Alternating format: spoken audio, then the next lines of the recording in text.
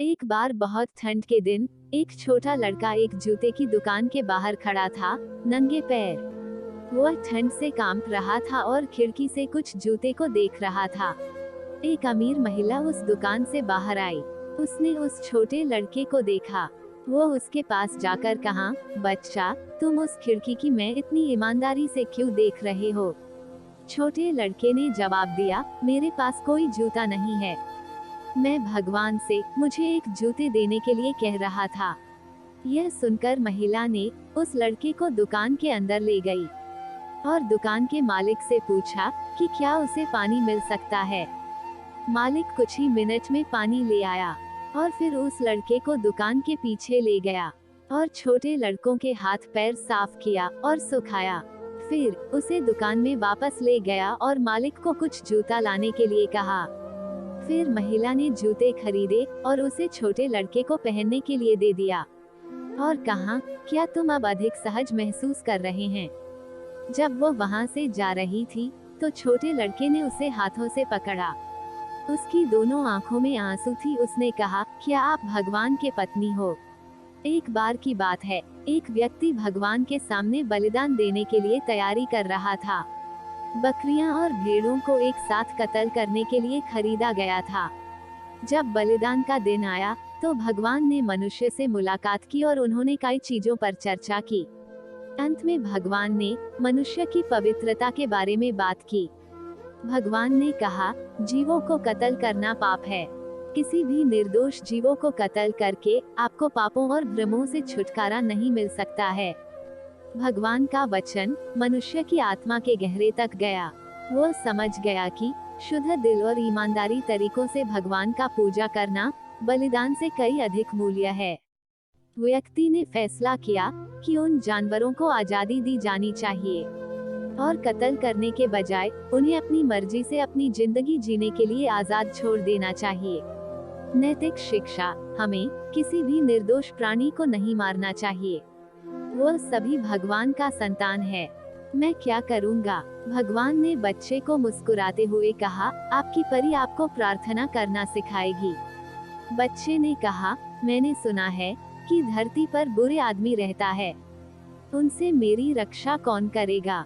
भगवान ने उत्तर दिया, आपका परी आपकी रक्षा करेगा, आपको खतरे से बचाएगा। बच्चे दुखी होकर कहा, लेकिन मैं हमेशा दुखी रहूंगा क्योंकि मैं अब आपको नहीं देख पाऊंगा।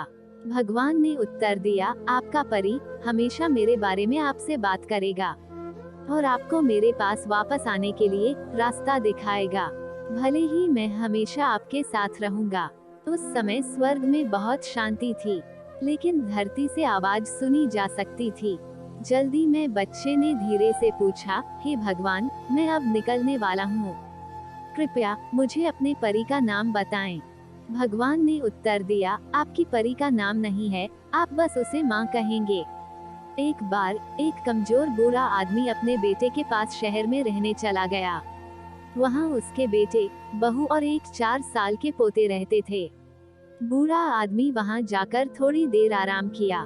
फिर शाम को खाना खाने के लिए पूरा परिवार मेज पर बैठा, लेकिन बुजुर्ग दादाजी के कांपती हुई हाथों की वजह से खाना मुश्किल हो गया। जब वह दूध का ग्लास पकड़ा तो दूध हाथों से फिसलकर मेज पर गिर गया। बेटे और बहू बहुत गुस्सा हो गया। बेटे ने कहा, पिता को हमारे साथ बड़ी मेज पर बैठकर खाने की आदत नहीं है। इसलिए बेटे और बहू ने कोने में एक छोटी सी मेज लगाई। वहाँ दादाजी को खाने के लिए दिया, जबकि परिवार के बाकी लोगों ने रात के खाने का आनंद लिया। चूंकि दादाजी ने एक गिलास तोड़े थे, इसलिए उनका खाना लकड़ी के कटोरे में दिया गया था। जब परिवार ने दादाजी पर नजर डाली, तब खाना खाते वक्त उनकी आंखों में आंसू देखे। 4 साल के बच्चे ने यह सब खामोशी से देखा। फिर अगली सुबह पिता ने देखा, उसका बेटा लकड़ी के साथ खेल रहा है। उन्होंने बच्चे से मीठी से पूछा, तुम क्या बना रहे हो? लड़के ने जवाब दिया, जब मैं बड़ा हो जाऊंगा, मैं आपको और माँ को खिलाने के लिए एक छोटी कटोरी बना रहा हूँ। 4 साल का मासूम बच्चा मुस्कुराया और काम पर वापस लग गया। इस शब्द ने माता पिता को इतना कठोर कर दिया कि वे अवाक रह गए। फिर उनके गालों पर आंसू बहने लगे। हालांकि तब कोई शब्द नहीं बोला था, लेकिन दोनों जानते थे कि क्या किया जाना चाहिए। उसी दिन पिता ने दादाजी का हाथ थाम लिया और उन्हें परिवार की मेज पर वापस ले आया। अपने बाकी जीवन के लिए उन्होंने अपने परिवार के साथ हर भोजन खाया। नैतिक शिक्षा। बच्चों की आंखें हमेशा देखती रहती हैं, उनके कान हमेशा सुनते हैं और बच्चों के मन में संदेश जाता है। एक बार एक आदमी को तितली का एक कोकून मिला। वो वहां बैठ गया और कई घंटों तक कोकून को देखता रहा, क्योंकि वो उस छोटी सी छेद के माध्यम से अपने शरीर को कोकून से बाहर निकालने के लिए संघर्ष कर रहा था। फिर ऐसा दिखाई दिया जैसे कि तितली थक गया था और यह कोकून से बाहर नहीं निकल सकता था। तब उस आदमी ने तितली की मदद करने की फैसला किया, इसलिए उसने एक कैंची ली और कोकून के बाकी हिस्सों को काट दिया था। तितली तब आसानी से बाहर आ गई, लेकिन इसका शरीर सूजा हुआ था और इसके पंख बहुत छोटे छोटे थे। वो आदमी तितली को देखता रहा, क्योंकि वो उम्मीद करता था कि किसी भी समय पंख का विस्तार होगा और शरीर को फैलाने में सक्षम हो जाएगा। लेकिन ऐसा नहीं हुआ। वास्तव में तितली अपना सारा जीवन एक सूजे हुए शरीर और टूटे पंखों के साथ बिताया। यह तितली कभी उड़ान भरने में सक्षम नहीं था। आदमी को दयालुता और जल्दबाजी में समझ में नहीं आया कि इस तितली को कोकून से बाहर निकलने के लिए संघर्ष की जरूरत थी। तितली के शरीर से उसके पंखों को दबाने का प्रकृति का तरीका था, ताकि वो तैयार रही उड़ान भरने के लिए और कोकून से आजादी पाने के लिए। नैतिक शिक्षा। अगर प्रकृति हमें बिना किसी बाधा के अपना जीवन जीने देती है, तो यह हमें अपंग कर देगा। एक बार एक छोटा लड़का शाम को रसोई में अपनी माँ के पास आया। तब माँ रात का खाना बना रही थी। उसने अपने माँ को एक कागज दिया। माँ ने उसे पढ़ना शुरू किया। घास काटने के लिए 50 रुपए, इस सप्ताह मेरे कमरे की सफाई के लिए 100 रुपए, आपके लिए दुकान पर जाने के लिए 50 रुपए, कचरा बाहर निकलने के लिए 50 रुपए, एक अच्छा रिपोर्ट कार्ड प्राप्त करने के लिए 100 रुपए, जब आप खरीदारी करने के लिए गए थे। तब मेरा भाई मेरे पास था, उसका देखभाल करने के लिए 50 रुपए, कुल मिलाकर 400 रुपए। खैर, उसकी माँ ने वहाँ खड़े होकर बेटे की तरफ देखा। फिर उसने कलम उठाई और जो उसने लिखा था उस कागज को पलट दिया। और फिर उसने लिखा, जब तुम मेरे अंदर बढ़ रहे थे, तो मैंने आपको 10 महीने तक मेरे पेट के अंदर रखा। उन रातों के लिए जब मैं आपके साथ अस्पताल में बैठी थी और प्रार्थना कर रही थी, कोई शुल्क नहीं। उन आंसुओं को लिए जो आप सालों से जमा रहे थे। पूरी रात डर से भरी हुई और जो विचार मेरे पास थे, उन शॉट्स के लिए कोई शुल्क नहीं है। मेरे प्यार की कीमत खिलौने, भजन, कपड़े और यहाँ तक कि तुम्हारा नाक पोंछने के लिए कोई शुल्क नहीं है। जब लड़का अपनी माँ के लिखा को पढ़ना समाप्त किया, तो उसकी आंखों में आंसू थे। उसने सीधे अपनी माँ की ओर देखा और कहा, माँ, मैं तुमसे बहुत प्यार करता हूँ। और फिर उन्होंने कलम ली और बड़े अक्षरों में उन्होंने लिखा, पूर्ण भुगतान। नैतिक शिक्षा। हमें अपनी माँ से हमेशा प्यार करनी चाहिए, क्योंकि माँ भगवान होता है। पेंसिल ने समझा और याद करने का वादा किया। अब पेंसिल की तरह आपने भी हमेशा उसे याद रखें और कभी ना भूलें, तो आप सबसे बेहतर व्यक्ति बन जाएंगे।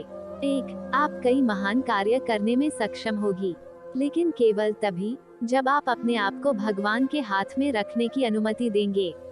2. आप समय समय पर जीवन में विभिन्न समस्याओं से गुजरते हुए एक दर्द का अनुभव करेगी, लेकिन आपको एक मजबूत व्यक्ति बनने के लिए इसकी आवश्यकता होगी।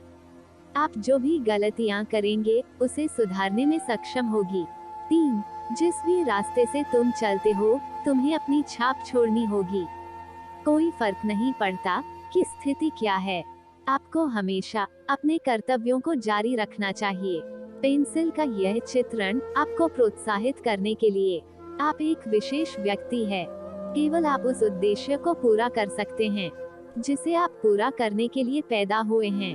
नैतिक शिक्षा, कभी भी खुद को हतोत्साहित न होने दें और यह मत सोचो कि तुम्हारा जीवन महत्वपूर्ण है।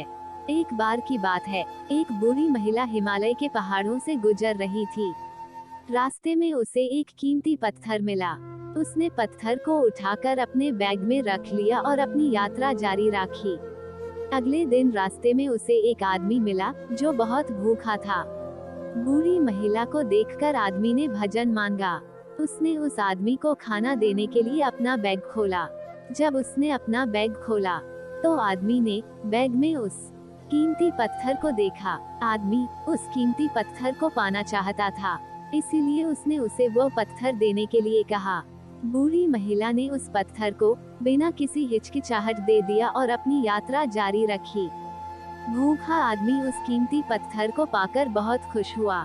वह जानता था कि उस पत्थर से उसे कभी पैसे की चिंता नहीं करनी पड़ेगी और पत्थर ने उसे जीवन भर के लिए सुरक्षा देगी। लेकिन कुछ दिनों के बाद आदमी उस कीमती पत्थर के साथ पहाड़ पर लौट आया। उसने उस पत्थर को वापस करने के लिए बूढ़ी महिला की तलाश की। कुछ खोज के बाद उसने बूढ़ी महिला को पाया। फिर वो उसके पास गया और कहा, मुझे यह कीमती पत्थर देने के लिए धन्यवाद, लेकिन आज मैं तुम्हें कीमती पत्थर को वापस करने के लिए आया था, इस उम्मीद के साथ कि तुम मुझे कुछ और भी कीमती चीज दे सकते हो। आपके भीतर क्या है वो मुझे दीजिए, क्योंकि आप बिना किसी हिचकिचाहट उस कीमती पत्थर को मुझे दे दिया। आप बहुत ही अच्छी महिला है। नैतिक शिक्षा, जो दूसरों के लिए सोचते हैं, भगवान उसके लिए सोचते हैं।